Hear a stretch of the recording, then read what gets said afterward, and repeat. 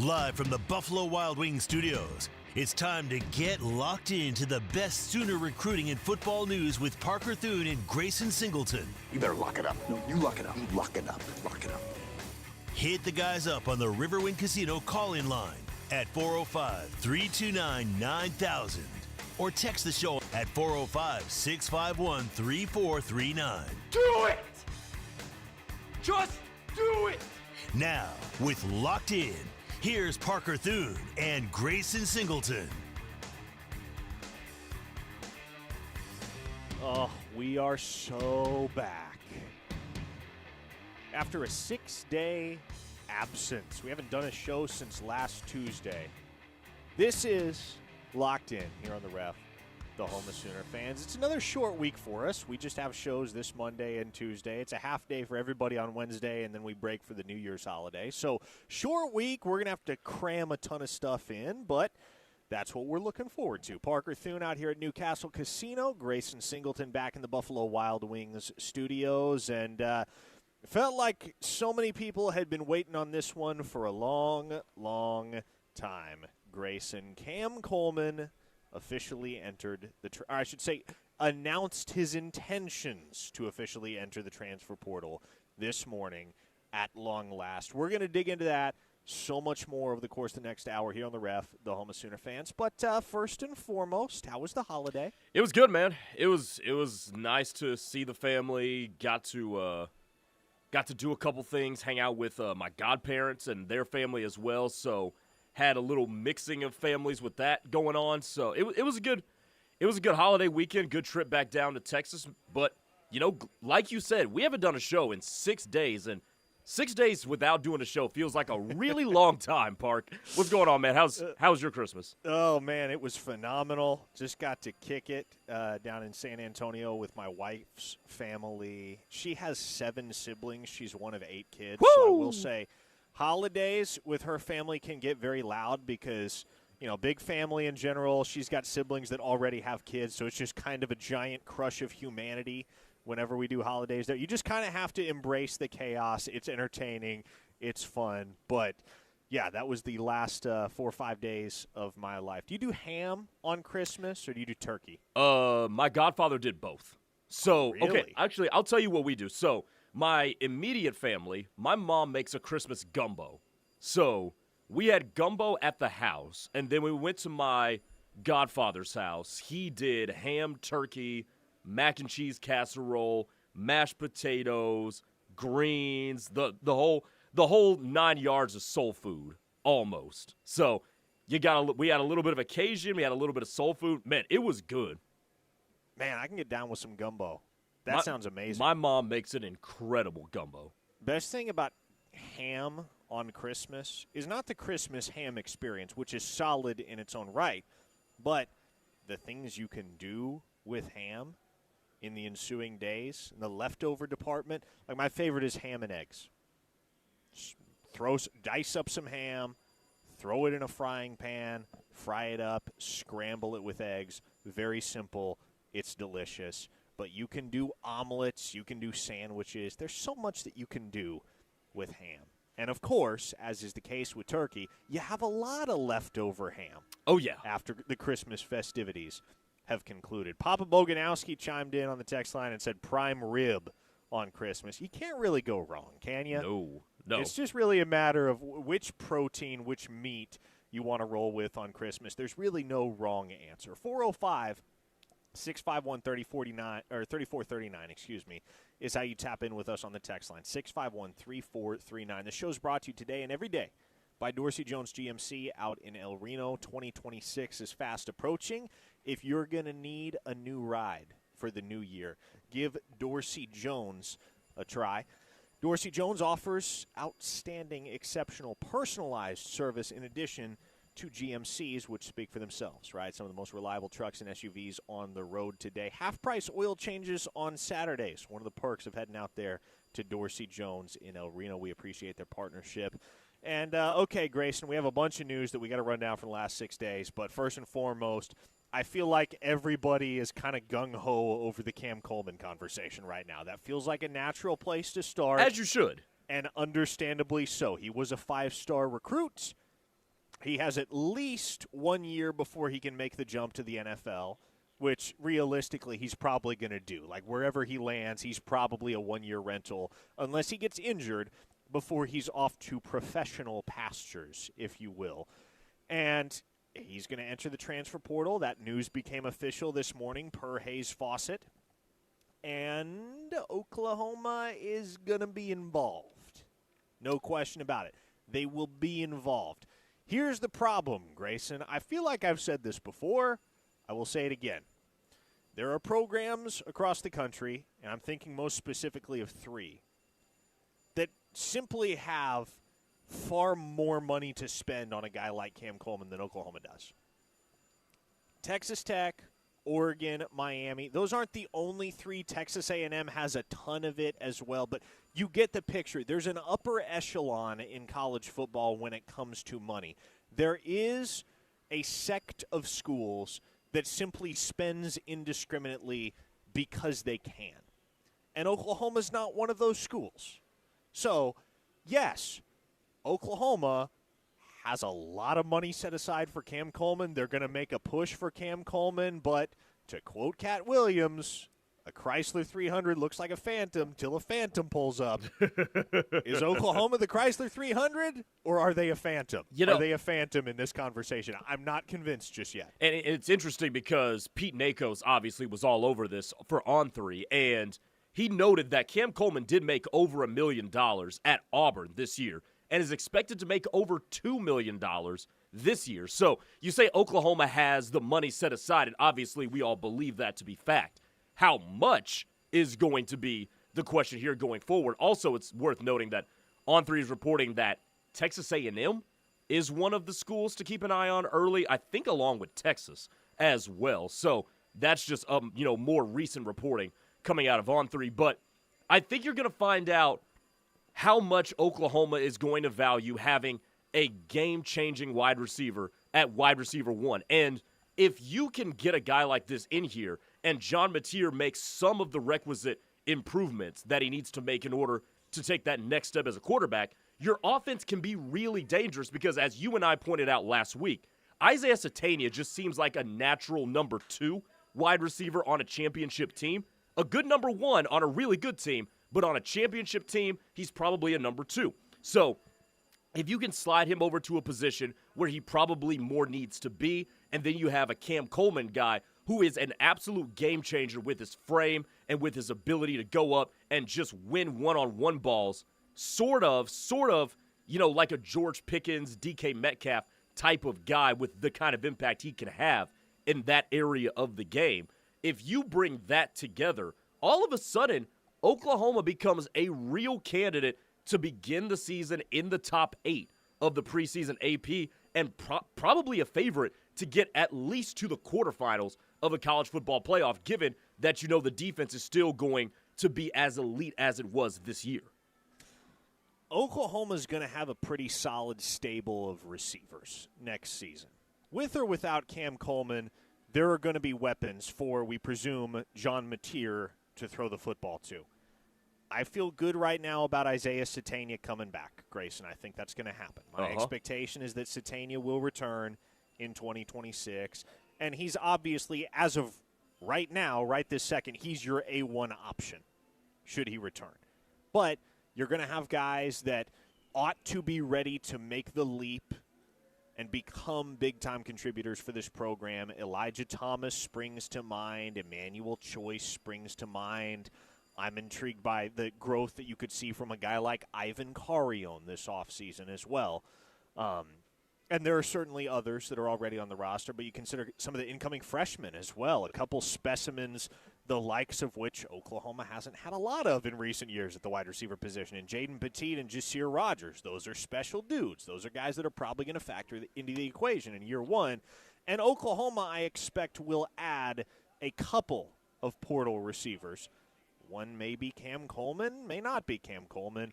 Who knows? But I do expect Oklahoma's going to be in the mix for multiple at the position as they try to reload in anticipation of being right there in the college football playoff conversation once again in 2026. Now, I don't feel terribly optimistic about the whole Cam Coleman situation. I don't know whether I would sit here and say right now, yeah, I'd bet on Oklahoma landing Cam Coleman. Again, they're going to be in the fight, and they're going to be willing to spend a ton of money, Grayson, more money than they have shelled out for a player, especially at the wide receiver position in the portal era to date. Like, they're willing to spend big, but is there going to be somebody that's willing to spend bigger? And is the difference in the sum on the table for Coleman enough that he would really, like, if it came down to it, would he choose a smaller offer at Oklahoma over a larger offer somewhere else? I don't know whether you have enough reasons to compel him to do that right now, absent the highest price point. And as I recall, Oklahoma didn't have the biggest offer for Dominic Williams. It was big, but it wasn't the biggest. They didn't have the biggest offer on the table for John Mateer, but obviously they had the connection with Ben Arbuckle. The thing that makes me most skeptical here, though, Grayson, is that there are no obvious connections to Cam Coleman that currently or previously existed. Right? It's not as if Cam Coleman has a high school coach that's on staff at Oklahoma, or he has a former teammate that he was really close with, like a freshman year roommate that's at Oklahoma, or he had a guy that was his position coach at a certain point at Auburn that's on staff at Oklahoma. Like, all of these things that would add up historically to a program having a very strong case with a player of his ilk, those don't really exist. So if you're going to make a case for a guy like Cam Coleman, it's going to have to be pretty solely centered around the offering of both money and opportunity, the intersection of money and opportunity. And is Oklahoma going to offer the most money? I'm skeptical. Are they going to offer the best opportunity? I'm also skeptical.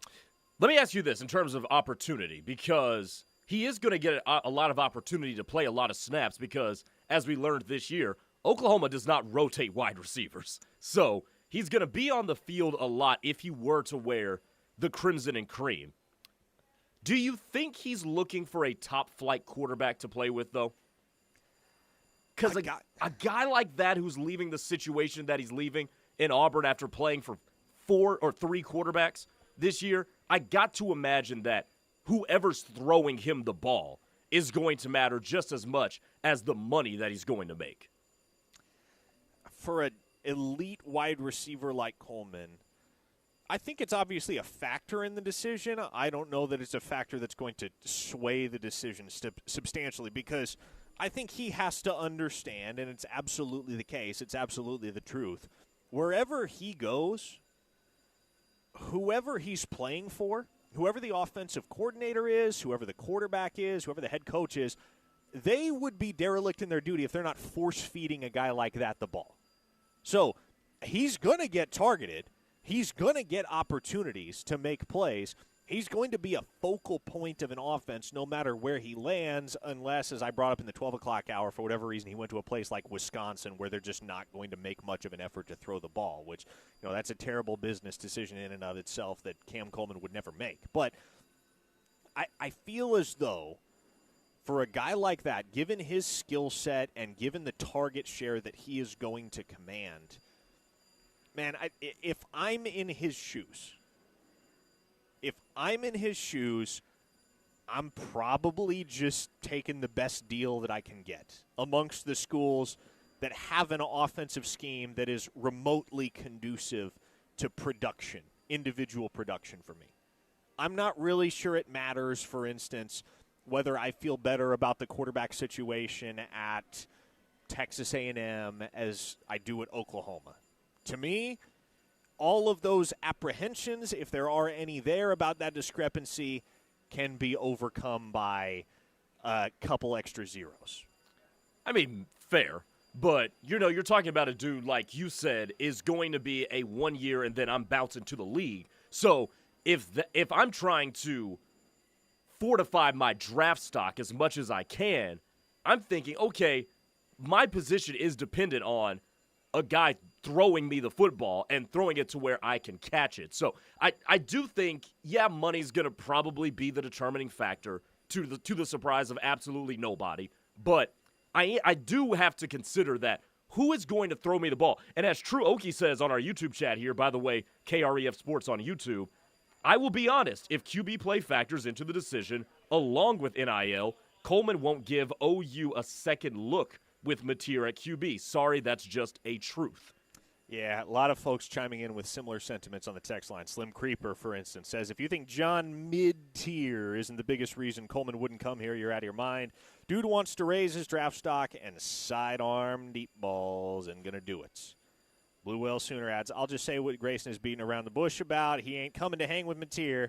He's going to want a much more proven commodity. Now, the flip side of that is you can tell a guy like Cam Coleman, hey, John Mateer had 44 total touchdowns and led the FBS in 2024. He can play. Come be the type of weapon that he didn't have last year at Oklahoma. Come be the difference maker for a team that, I mean, if we're being completely transparent here, Grayson, and again, they lost that first-round playoff game to Alabama because they weren't good enough in all three facets, offense, defense, special teams. Right. But the biggest thing that held Oklahoma back in 2025 was they weren't explosive enough, they weren't consistent enough on offense. Defense, for the most part, did its part. Special teams, for the most part, did its part. It was the offense that was kind of dragging anchor for much of the season. Right, and then at that point, you ask the question, okay, what is the frame of mind of Cam Coleman? Does he look at this and say, maybe John will be better if I'm on the outside. Maybe the offensive attack as a whole just needs me. And if that's the case, that's a hell of a selling point because now you're playing into the ego part of all of this, which with men, we know that works sometimes. Or he can look at it and say, I don't know about that. Like there is a positive and a negative side of the coin to that type of conversation. All right. So I think we've beaten the Coleman horse enough for one day. This conversation is not going anywhere, but we have many other things to discuss over the course of the show, as we will do coming up next here on the Ref. You're listening to Locked In, Parker Thune alongside Grayson Singleton. I'm out at Newcastle Casino today. Let's hit a quick break, hear from our fine sponsors, and return with some more Portal Buzz. Locked In is brought to you every day by Dorsey Jones GMC in El Reno. Dorsey Jones GMC is family-owned and operated with a knowledgeable, low-pressure sales staff here to help you through the buying process and half-price oil changes on Saturdays. Visit dorsey-jonesgmc.com for more information. Fowler Automotive is proud to be a part of your community, where our passion and values lie far beyond the showroom. We believe that families, sports, art, and culture are at the heart of every thriving community, and it's important to us that we help build the communities that our dealerships call home. Stop by any of our 6 Oklahoma dealerships to see the Fowler Standard hard at work. We pride ourselves on being friendly, helpful, honest, and fair. This is what drives us every day. Fowler Automotive, a proud partner of OU Athletics. It's a new year at OKC's favorite casino, and Riverwind is the best place to play. Choose from nearly 3,000 electronic games, or catch the hottest entertainment at the Showplace Theater. Thunder up and hit it big on classic table games. Play with your wild card, and every Friday in January, you could win your share of our $100,000 cold hard cash giveaway. Riverwind Casino, your home for good times. What's up, Ref Army? Darian Oka here of the SEC Network and your newest host here at the Ref, the home of Sooner fans. Spend your late mornings with me and Josh Helmer every weekday from 9 to noon as we talk everything Sooners, and I'll help you all keep tabs on what's happening in the rest of the SEC. The Ref is the home for the best coverage of anything and everything Sooners, and you can listen worldwide on the KREF app. Check us out in your Apple or Google Play store by searching for KREF and take us anywhere you go. That's the KREF app for the Ref, the home of Sooner fans. This winter, hit the court and join the action. The Youth Winter Basketball League is here, open to athletes of all skill levels. Build your game, make new friends, and compete in a fun, supportive environment. With flexible registration options and volunteer coaches focused on teamwork, there's a spot for everyone, whether you're playing for fun or aiming to compete. Don't miss out on early bird pricing. Scholarships are available for Norman residents based on need. Sign up today and make this season unforgettable. Visit YFACsport.com. Do you worry about how much someone drinks? Do you feel angry or depressed most of the time? Do you feel neglected or unloved? Do you feel that if the drinker loved you, she or he would stop drinking? If you answered yes to any of these questions, you are not alone. Not everyone trapped by alcohol is an alcoholic. Families and friends are suffering too. Al-Anon and Alateen can help. Call 1-866-200-0223 or visit alanon.org/help. What's on your to-do list? Check your mail? Get groceries? How about getting your annual vaccines? We can help you check that off. You've got this. Yes, you do. Because we've got you. With local vaccine events and access to transportation, protecting yourself and your loved ones is not a chore anymore. You've got this. A message from the Aging and Disability Vaccination Collaborative, powered by U.S. Aging. Funded by the U.S. Administration for Community Living through a grant to U.S. Aging. Learn more at yougotthis.usaging.org.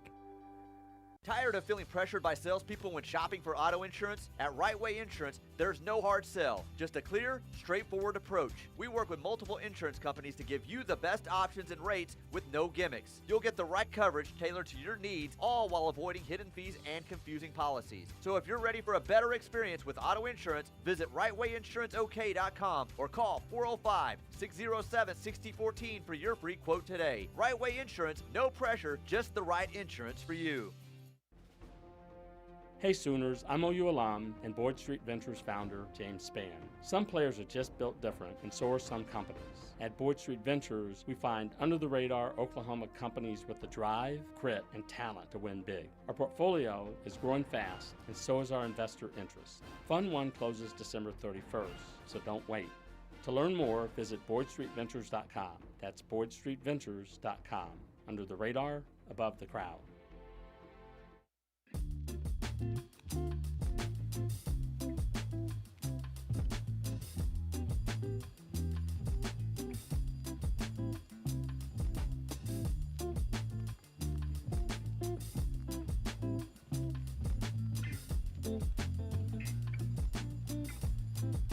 Parker Thune and Grayson Singleton with you here on Locked In. This is The Ref, the home of Sooner fans. The show brought to you by Dorsey Jones GMC. Out in El Reno, hit us up on the text line of 405-651-3439. Grayson, I'm going to defer to you on this one because I do feel like before we return to Portal Talk, we have to slide in 0 days since our last nonsense. And I allowed you to take responsibility for the nonsense of the day. What did you come up with? Let's talk about it. So, I wonder if you saw this report yesterday that made its rounds on Twitter, Parker. I think we were on the same wavelength here. Is there actually going to be an NBA player that plays college basketball? Like, come on, man. Like, what are we doing? So, if you missed it yesterday, Trenton Flowers is on an NBA two-way contract with the Chicago Bulls. He is, according to On3, drawing interest from a multitude of schools. Now, On3 redacted some of that reporting and said that some of the schools are actually not involved. Either way, the main gist of what we're about to talk about remains pertinent. Trenton Flowers, and this news comes on the heels of James Nagy obviously being granted eligibility to play with Baylor starting here real soon. James Nagy has not played in an NBA game. But do you know what the very interesting part of James Nagy's situation is, Parker? Aside from the fact that he was a first-round draft pick? He was part of the Karl Anthony Towns trade that sent him from Minnesota to New York a couple of years ago. So that's his situation, even though he's never actually played in an NBA game. Trenton Flowers, on the other hand, has scored in an NBA game so far in his career.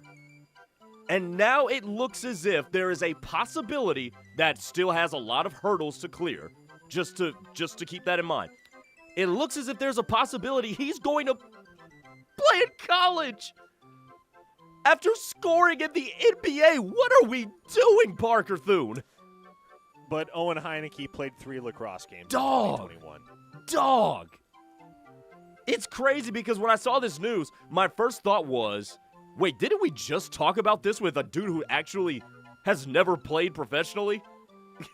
They're trying to get another year back. I mean, this is so wild that, look, we talk about the whole wild, wild west situation of college athletics, and we think it's player movement in the transfer portal. We think it's NIL and players getting, a lot of money. That's not the Wild Wild West. This nonsense is the Wild Wild West. And again, we will go back to our very usual culprits here as it pertains to anything in the changing world of college sports, and that is, where the hell are the adults of the NCAA? Because it seems like this is just another example of, as soon as NIL got legalized and player movement was loosened, that the NCAA just threw its hands up and Irish goodbye to everybody and said, all right, y'all on your own, screw it. We can't keep players from making money. We can't make players forfeit years of eligibility to move. All right, deuces. And now we get this sort of bananas. The words you never want to get to the point that you're saying are, only the government can fix this. But unfortunately, Grayson, that is where we are. That is where we are. We are officially at the point where we all must concede only the government can fix this. Amen and amen. Which, by the way, there was also an ESPN article along that same lines. It was a feature piece on Cody Campbell that was up on ESPN.com earlier this morning. And I didn't even read the article, but all I said was, the billionaire who is entrenched in a program is actively trying to institute a new system that will institute some sort of regularity to the situation. Which, how nuts is that? That a person who is actively involved with something is trying to be the one to legislate the ecosystem in which he works. It's a wild world, and it all comes back to the NCAA doesn't want to do anything. 405 Taylor on the text line says, if the NCAA allows these NBA guys to play in college, but Owen Heineke can't get another well-deserved year of eligibility, I say we ride at midnight on the NCAA offices. You know, Taylor? I think there are many that would be on board with that. If so it wouldn't, go, folks. If it wouldn't land me in federal prison, shoot, I'd probably join you. 405-651-3439 is the text line. So there you go. There is our nonsense of the weekend. Brought to you by your ad here. You want to sponsor 0 days since our last nonsense? Hit us up. Now, Grayson, back to the portal. Back to off-season buzz regarding Oklahoma's transfer and retention efforts. There's only been one new transfer entry since we last were on air together last Tuesday, and that is freshman safety Marcus Wimberly, who announced, I think it was, Friday night, that he was going to be getting in the transfer portal and pursuing a new destination after just a single season at Oklahoma in which he did not appear in a game. He underwent shoulder surgery in June. He was unavailable all year. Now, they thought he had the potential to be a guy. They thought he had the potential to be somebody at Oklahoma in the long run, but I would file this one under cap casualty, i.e., you got to make sure your big-time guys are paid before you start distributing finances elsewhere on the roster. And I think in the eyes of the Oklahoma front office and the brain trust that was not in place when Marcus Wimberly signed with Oklahoma, this was a guy that, especially having been unavailable his entire freshman year, coming from a small school in Arkansas, not really having much of an idea as to how he was going to be able to adjust to the level of competition that he would face in the SEC at Oklahoma. They just figured we can find somebody else for this scholarship and for this allotment of money. So call it processing, if you will. That's what I have been led to believe happened here, is this was an OU decision more than a Marcus Wimberly decision.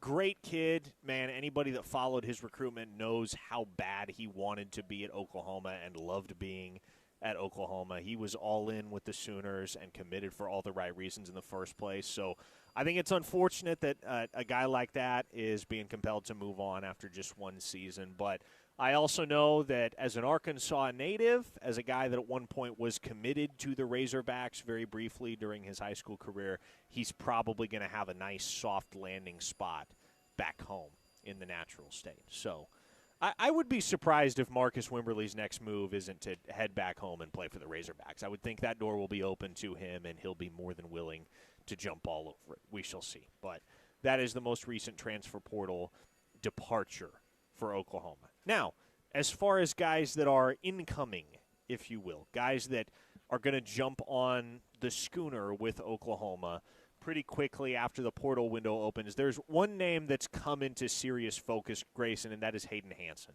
the tight end from Florida. Yeah. Big old boy, 6'8", 270 pounds. What you thinking on him? Man, I know the feedback that I've gotten talking to folks that I know down in Gainesville is not spectacular. But then again, those are the folks that don't really have nice things to say about anybody when they make the decision to leave. So valid.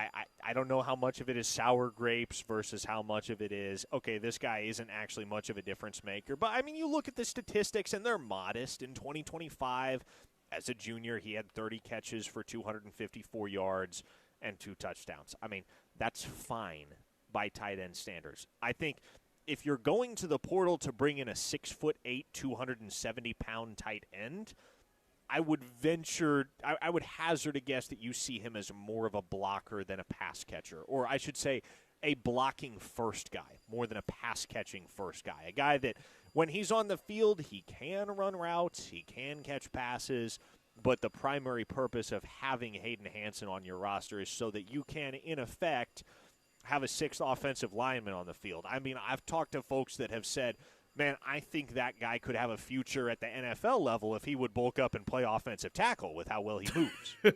And, basically what you're trying to do, and any of you NFL watchers will know this, basically be what the Steelers used Darnell Washington for. Yeah, you want to talk about a big old boy. Yeah, a mountain of a human being.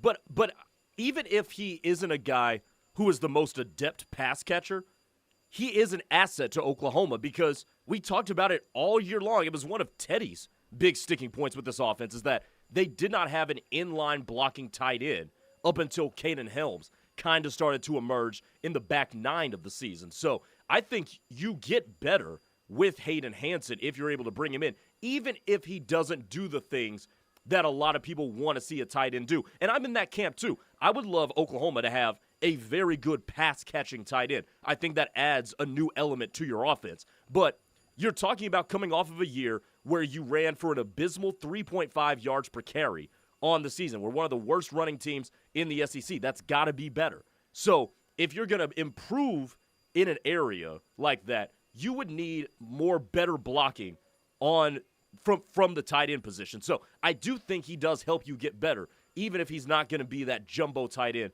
that's catching a bunch of passes. Let's think about Oklahoma's most recent additions via the portal at tight end. This past offseason, they brought in Carson Kent from Kennesaw State. Yep. And they brought in Will Huggins from Pittsburgh State, the latter of whom I was highly critical of, as far as just the decision to issue that guy a scholarship in the first place. I did not think Will Huggins was OU good. I didn't think he'd done anything that would suggest he deserved to be on scholarship at Oklahoma. He caught 3 passes for 21 yards in 2025. In 2024, they brought in Bauer Sharp from southeastern Louisiana. We all know how that went. I mean, he actually he was decently productive. Like, if you just looked at the box, if you just looked at the stats, you would say, okay, like, Oklahoma didn't get robbed in the Bauer Sharp transaction. But, of course, anybody that watched Oklahoma football that year with their own 2 eyes has a very different opinion of Bauer Sharp. You rewind to the 2023 the offseason prior to the 2023 campaign. You remember who they brought in that year via the portal at tight end, Grayson? I wouldn't fault you if you had no idea who I'm referring to, because I would probably guess 60 to 70% of Oklahoma fans didn't even remember this guy existed. Yeah, who did they bring in? Blake Smith. Who? Blake Smith, who was a walk-on at Texas A&M before transferring to Oklahoma on full scholarship. Was he here? I'm trying to think, was he here for 1 year or was he here for 2 years? He may have been here for 2 years. He may have been here in No, it was just 2023. I just fact-checked myself. 2022, the last P4 transfer that they brought in at tight end, the last P4 transfer that they brought in was Daniel Parker in advance of the 2022 season.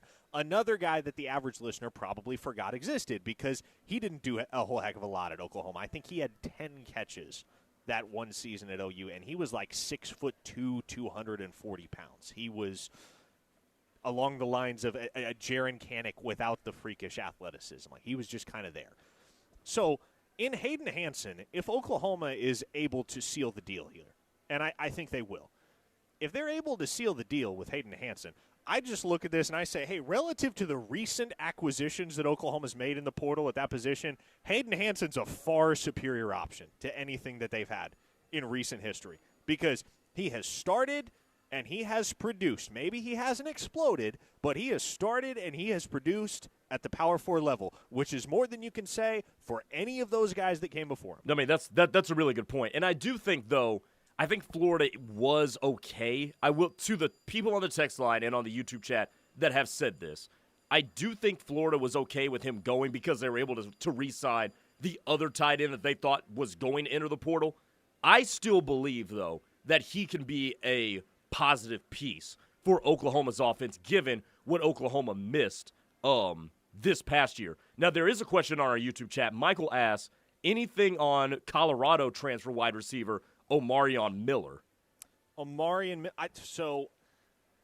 I think he is a guy that Oklahoma considers an option at wide receiver, but there are guys that they would rather have.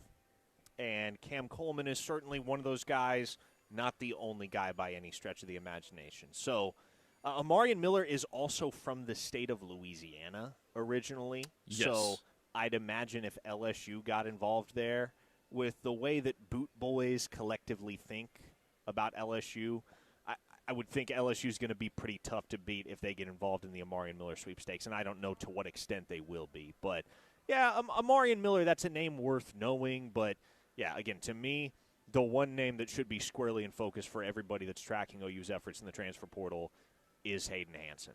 And beyond that, we'll all kind of fly by the seat of our pants and take this thing one day at a time. Because if you've been through portal combat before, as many of you have, as members of the Ref Army, stuff changes on a dime. Stuff changes on the fly all the freaking time. Oklahoma hasn't even had contact with a portal guy, and then all of a sudden by the evening he's in town for a visit. Like, stuff happens very, very fast. Stuff develops very, very fast. Okay, folks, we are overdue for a timeout. Let's hit one here. When we return, we will wrap up with some of your texts, some additional portal talk, and just we'll also need to touch on this. Where do things stand with Oklahoma's two key contributors from the 2025 season that face very real, very impactful decisions as to whether they're going to make the jump to the NFL or return for their final year of eligibility in 2026? I'm referring, of course, to Isaiah Satania and Kip Lewis. We'll talk about those two and more coming up next here on The Ref. A true Sooner fan wouldn't be caught dead without the KREF app. Join the Army. Get the app. Tell your friends. This is The Ref, where diehard Sooner fans listen. For the professional, it's not enough to just possess knowledge. That's why at GMC, we seek to refine it, to wield its power, to redefine its boundaries, while pushing the limits. And we put this knowledge to the test in every GMC Sierra by engineering each one to outperform your expectations, so you know you're getting precision and durability when you need it most. And that's what makes the GMC Sierra the truck worth knowing. We are professional grade. See your Oklahoma GMC dealers. All right, folks, you know the holiday season is rapidly approaching, and the last thing you want is to have issues with your vehicle when you're traveling to go see your friends and family. Bring your vehicle to AMCO and let them perform their free vehicle courtesy check. Their trusted technicians will check your vehicle's systems and help you get back on the road so you can feel safe. Financing available at all locations.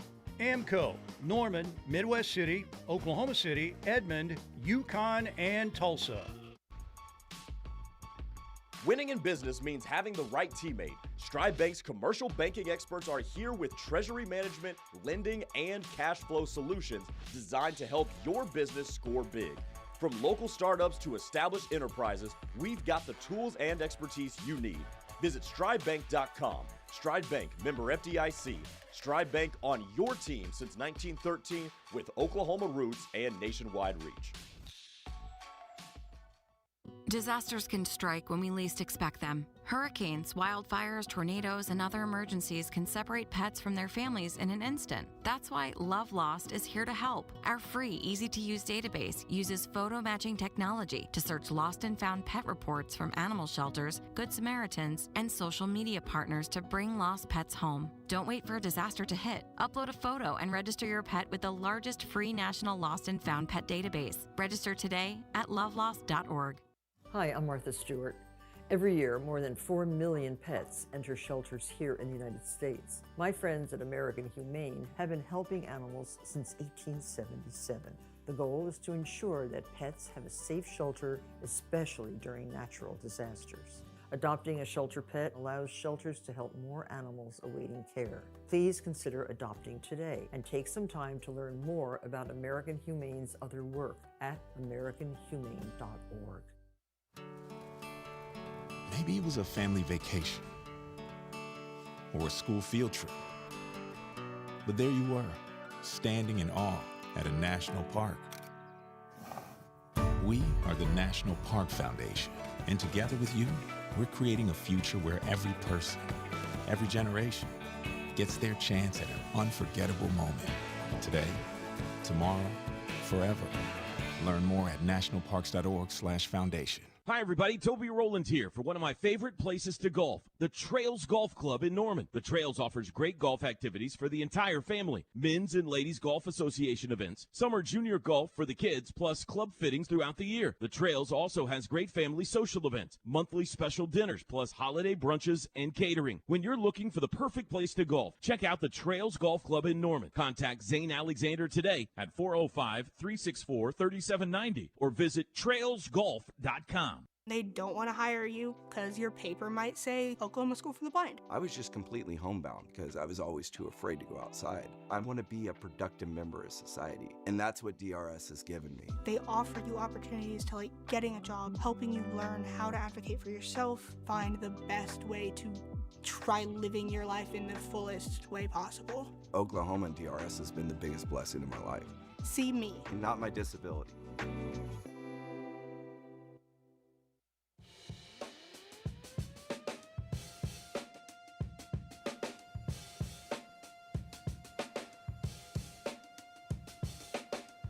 Tell you, if you're one of the many folks out there who's maintaining a very calibrated sense of skepticism about Oklahoma's chances to land Cam Coleman, which is quite warranted, to be clear, can I interest you in another brand new entry into the transfer portal? Or I should say announced entry into the transfer portal, because this is a guy I've liked for a long, long, long time, Grayson. Reed Harris, redshirt sophomore wide receiver up at Boston College. 6'5", 220 pounds. He had 673 yards and 5 touchdowns for the Eagles, who obviously went 1-11 in 2025. So he was kind of like the Bugatti in the trailer park, if you will, for that program. But it was announced moments ago per Matt Zenitz of CBS Sports that Reed Harris is going to enter the transfer portal, and man, I know Oklahoma would love to have Cam Coleman, but if the bidding gets out of hand, this is a guy I would pivot to. I like him a lot. You know, I have a certain element of influence, not a ton, but I have some of it, Grayson. I tried so hard to get Oklahoma to pull the trigger on Reed Harris out of high school. They did not. Nobody on the really upper rungs of the Power Four did. He wound up at Boston College. He's done quite well for himself. He's in the portal now. This is a guy I would like to see at Oklahoma next year. Done well for himself in a pretty weird situation too, because I don't know how much of the Boston College reporting that you've been abreast of over this last year or so, but it's a really wonky kind of walking on eggshells type of environment with Bill O'Brien up there. So the fact that he did well for himself up there in that kind of environment, shoot, I mean, I'd pull the trigger on him. Parker Thune, Grayson Singleton here with you, wrapping up Locked In. Hit us on the text line if you have feedback, questions, comments, 405-651-3439. And Grayson, we've been talking about it for a while now, really ever since the season ended. What's going to happen with Isaiah Sategna and Kip Lewis? And the feeling from the jump has been that Sategna is going to return. He's going to come back to Oklahoma in 2026. That really hasn't changed. My expectation is that Sategna will be back in Norman next season. However, the initial feeling, the initial sentiment regarding Kip Lewis is that he's going to make the jump to the NFL draft. He's going to forego his last year of eligibility. He's going to go to the draft.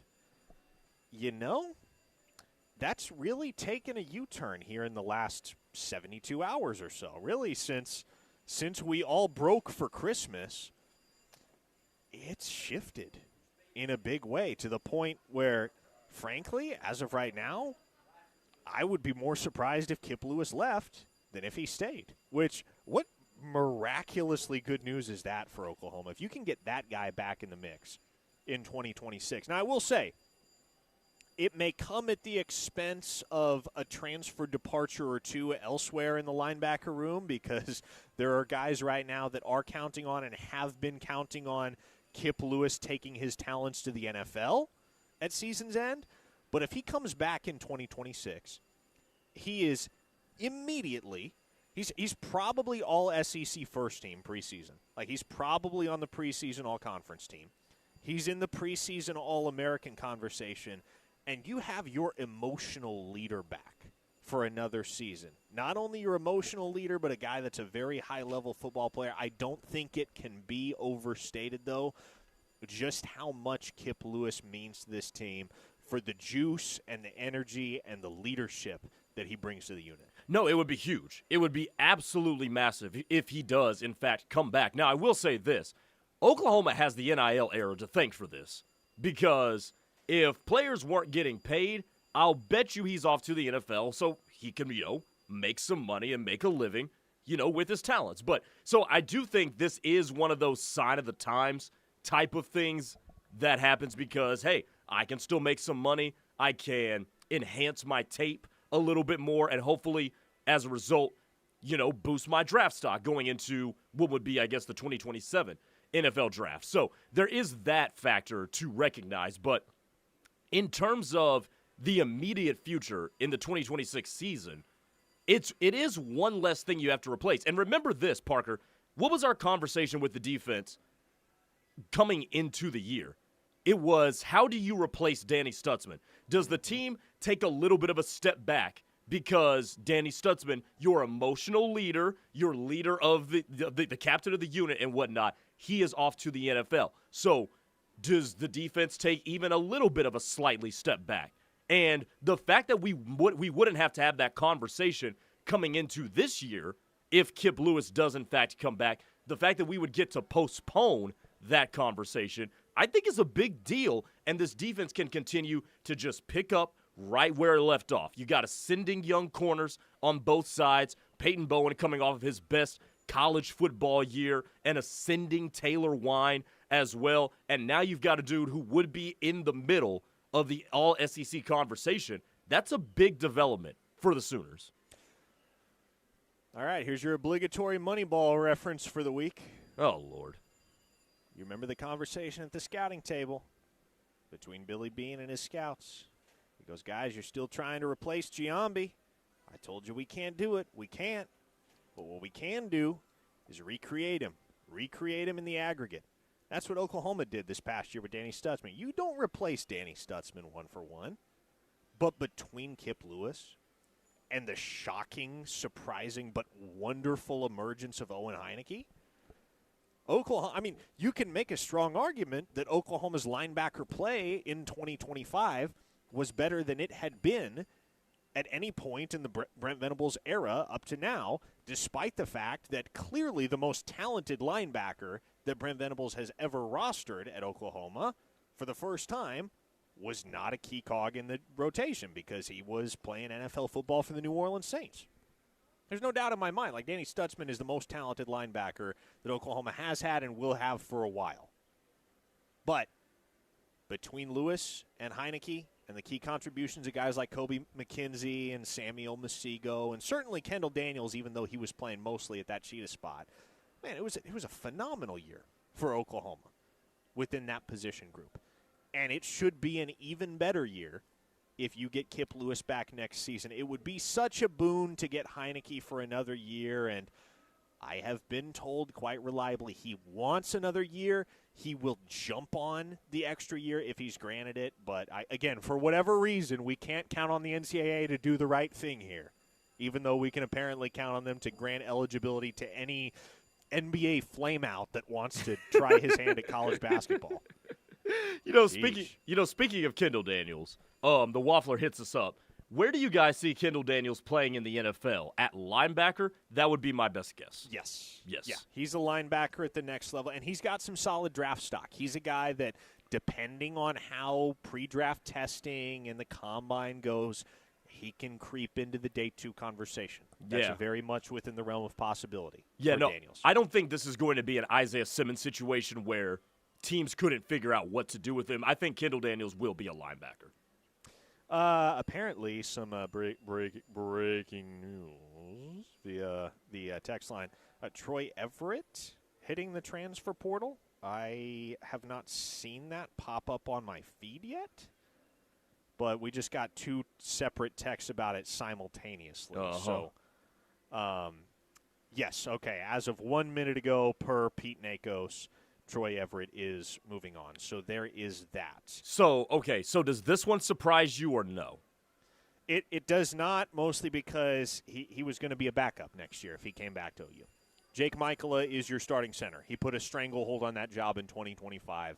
Everett was going to be a backup. And, if you're in his shoes and you're going to get a 6th year because of a medical waiver for the season that you lost this past year with the knee injury that he suffered, it's not surprising to me that he's moving on. He'll look for a place where he can start, and he will be able to start a lot of places. Honestly, in his portal recruitment the first time around, it was a very hotly contested battle between OU and Virginia Tech. So it wouldn't shock me if he just bounced to Virginia Tech, because that's a program that's going to need some experienced dudes across the board next year to be competitive in James Franklin's first year at the helm, and he's from that area. So, respect to that dude. He was a team captain. He was an outstanding locker room influence for the 3 years that he was at Oklahoma, and if he has the chance to go start and be impactful somewhere like Virginia Tech in 2026, more power to him.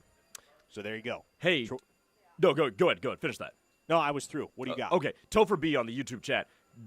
Any thoughts on where OU stands with Zane Rowe? He's deciding next month or February.